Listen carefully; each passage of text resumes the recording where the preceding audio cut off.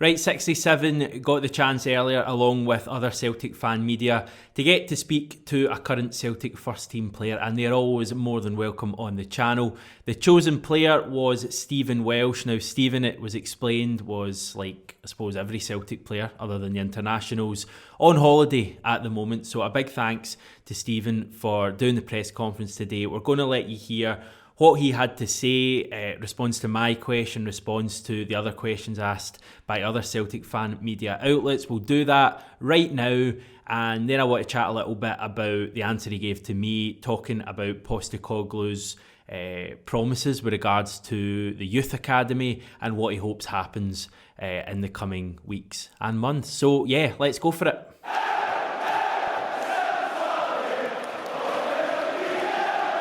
Hi Stephen, it's Hamish from 67 Heel Hail, hope you're well. Just wondering, obviously Tom Rogic has played with the new manager in the past. I'm just wondering if he's had anything to say at the dressing room and if you've actually spoken to the new manager yet. No, I've not spoken to the new manager yet, but I think going off his interview when he first joined, it's very promising. He mentioned he likes to bring academy players into the first team. So I think all the academy boys looking at that, well, it's a good chance to give a good impression in pre-season and start well. I just wonder, Stephen, last year we obviously had the disappointment of missing out on a one-off qualifying game at home with Ferencvaros. This season we see the qualifiers return to 2 legs. How do you think that changes the approach to the game tactically? Well, I think it's going to be a tough game anyway, because we know Midtjylland are a quality team. I think any team that is competing in the Champions League qualifiers is going to be a good team. So to have it 2 legs, especially try to get fans here at Celtic Park, that would be a good advantage for us to get people, even how few it will be, to get anyone back into the stadium would be excellent for us. Just on the news last week that Christopher Ajer expects to leave Celtic in the summer, are you looking to fully establish yourself as one of the first choice centre halves this season? I think everyone will be trying to establish themselves in the team anyway, especially with a new manager coming in. It's kind of a fresh start for everyone, so I'll be looking to impress as usual, as I do every pre-season since I came up with the first team. So I'm very much looking forward to it, and hopefully I can put a good first impression on it.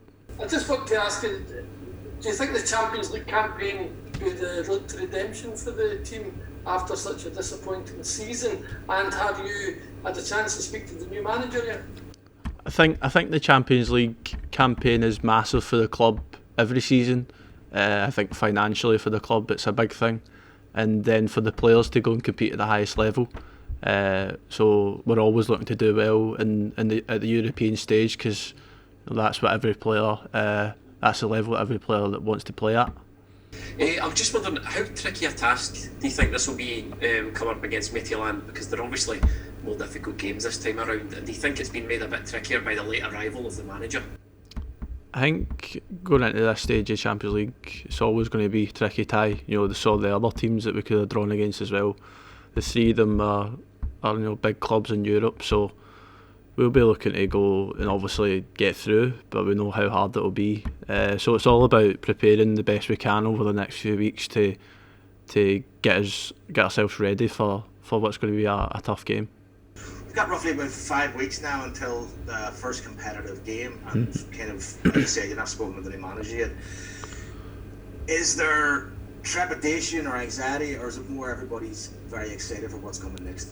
For me personally, I'm quite excited to get back in and going again. As I said, it's like a fresh start for everyone to go and impress a new manager, and I think the way he plays football is very attacking. We'll need to come back very fit, because I think that's the way he plays. So I am very much looking forward to it, and hopefully we can get off to a good start in pre-season, with the 3 games that we've got over in Wales. Will you be looking forward in particular to getting involved with the new manager and seeing what sort of ideas he's going to implement? In his interview, I think the ideas came across very well, especially looking at that as a player. It's a very attacking setup. That's what we're all about at Celtic. It's attacking, free-flowing football, and Aye, as I said, you're going to have to come back in good shape to play like that. So, aye, very much looking forward to it. Can you give us an insight into what close season is like for you guys from a fitness perspective? Do you get a programme you just have to go away and work on, or do you just a case of keeping yourself ticking over? Aye, so for me, I didn't really get much of a break because I was back in with the Scotland 21s, but over the next week or two I'll be working away with a programme and just try to top up fitness because I've already played a couple of games during what is called the off season with Scotland, so hopefully I won't lose a lot of fitness, but I just keep yourself ticking over the next few couple of weeks. We're looking ahead to a season without Scott Brown for the first time in 14 years. Who do you see as the leaders amongst the squad who are going to lead us into this new era? I think at a club like this you're going to need a team of leaders. I think everyone needs to be, obviously you'll have your captain, which is the main priority, but I think going into the next season we're going to need a full team of leaders, good characters and good footballers as well, and which we've already got, so I think that goes through the spine of the team, and hopefully we can get that. Right, there we go. Big thanks to Stephen Welsh for chatting to me and all the other Celtic fan media outlets today. Great stuff. Now, I wanted to chat about the youth academy and the potential for Ange Postecoglou to come to Celtic and revolutionise everything. He's done it in the past. A couple of examples. The first one, when he went into Brisbane Roar, he got rid of a lot of the older players, the more experienced players at that club, and he gave youth a chance. He turned them into, Australians say, one of the best club sides ever to play in that country. Also, Yokohama F. Marinos, he gave youth a chance at that club as well. The stats came out last week, or they emerged from a Celtic point of view. They actually increased the minutes given to talents at that club from the ages of 18 to 21 fivefold between 2017 and 2019. So they started at just 600 minutes for 18 to 21 year olds, and by the time he had left the club, or certainly by the time they were winning the league, he had increased that to 3,000. So this is a guy who has a track record for giving youth a chance, and he's already commented on the importance of giving youth a chance at Celtic. It's what Stephen Welsh was alluding to in his reply to me. When Postecoglou gave that first exclusive interview with Celtic TV, he was keen to bring up the youth academy. He said, "I'm a big believer that if you can produce homegrown talent and players who have come through the club, for the player himself it has extra meaning to represent that football club. And I think even to the supporters, because they see one of their own out there, and I think that's very important. The first step with that is to make sure that the talent is being produced and nurtured at the club. I want to get really involved with the academy process as well and see where they're at. For me, age is irrelevant. It's about players who are really ambitious and, as I said, they want to produce something special." In the league last year, Celtic gave 5,592 minutes in total to players who were aged 21 or younger at the time. Now, the leaders in the pack were David Turnbull, as you can see there, with just over 2,000 minutes. Jeremy Frimpong, who would have had more had he not decided to jump ship in January.